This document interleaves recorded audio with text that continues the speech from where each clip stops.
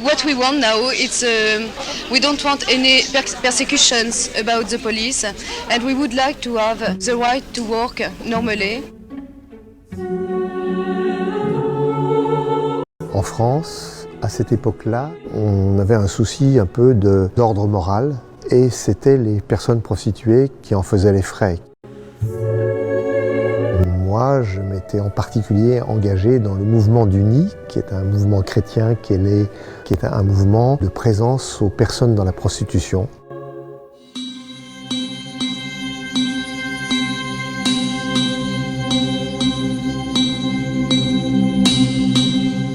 On leur mettait régulièrement des amendes. Alors on disait pour atteinte à la pudeur, pour attentat à la pudeur, voilà. Et si elles ne payaient pas ces amendes, ou ces procès-verbaux, il y avait le risque d'aller en prison.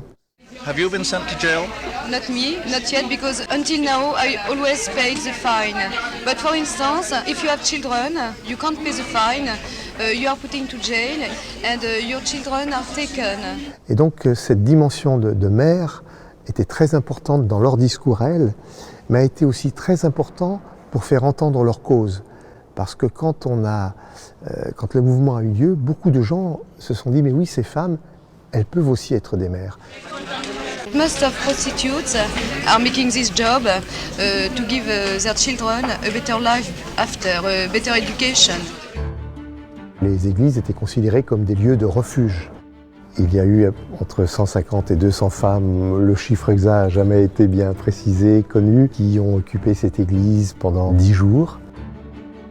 C'est sûr que ce mouvement, comme c'était la première fois qu'un tel mouvement se produisait, il a reçu une audience médiatique importante. Et il y a eu du coup d'autres femmes dans d'autres villes qui ont pris la suite. Ça a été vrai à Marseille, Grenoble, à Paris.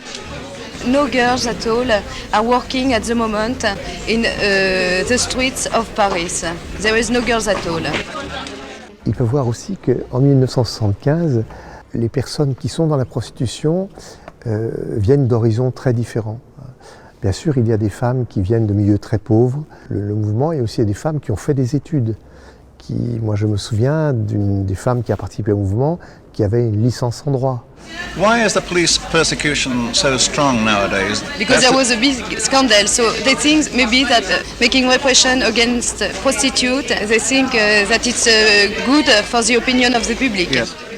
Il se trouve qu'à Lyon, en 1972, il y a eu un scandale. Des hommes politiques et des policiers ont été accusés d'avoir des liens avec le monde de la prostitution. Donc pendant 3 ans, il y a, chez les femmes, il y a le besoin de crier. Voilà.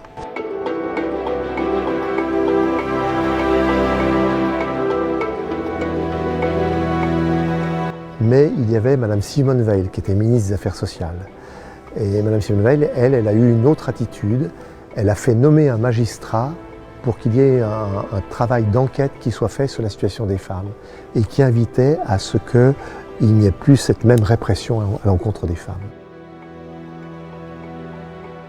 C'est-à-dire qu'il n'y a pas eu de grandes décisions gouvernementales, sauf que pendant plusieurs années, on a arrêté de donner des amendes systématiquement, des procès-verbaux. C'est que les prostituées, soit elles étaient regardées comme des femmes faciles, des femmes qu'on pouvait payer pour s'amuser, voilà. Et qu'avec ce mouvement, elles se sont affirmées comme étant des femmes et des mères.